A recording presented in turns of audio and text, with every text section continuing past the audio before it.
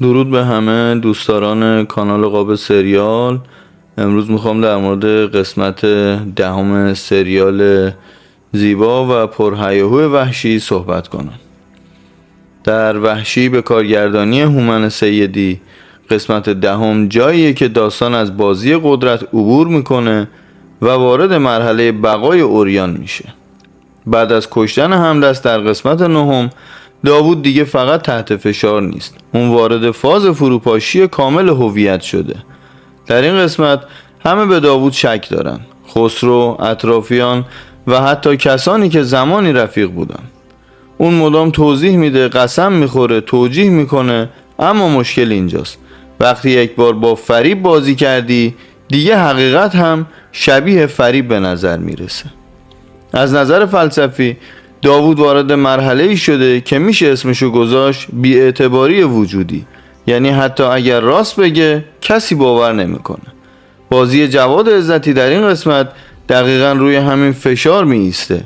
چشماش خسته‌اند، بدنش عصبیه و صداش پایین مونده.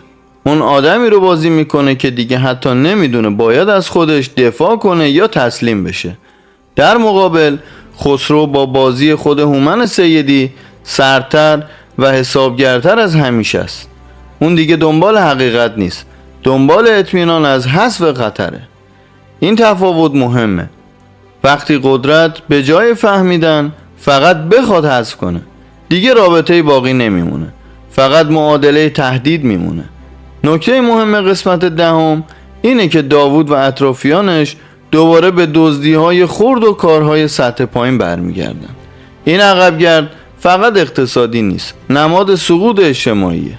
داوود از کسی که میخواست بازی رو کنترل کنه به کسی تبدیل شده که برای پول خرد دوباره وارد چرخه جرم میشه. این یعنی سیستم تو رو بالا میبره، میچرخونه و بعد وقتی میشکنی پرتت میکنه پایین تر از قبل.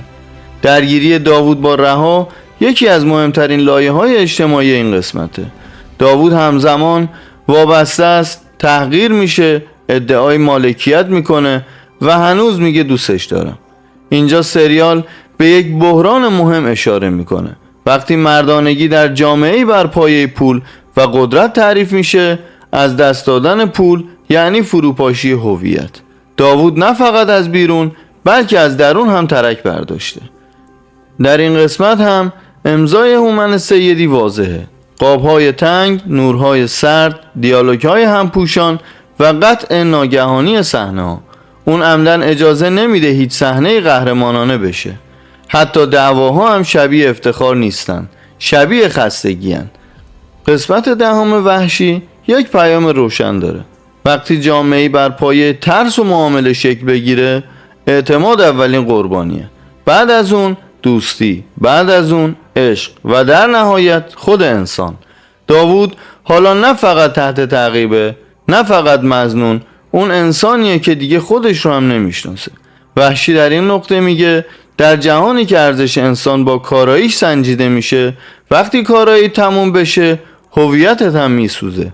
و خطرناکترین لحظه این نیست که گلوله شلیک بشه، لحظه ایه که آدم باور کنه دیگه چیزی برای از دست دادن نداره. نظر شما چیه؟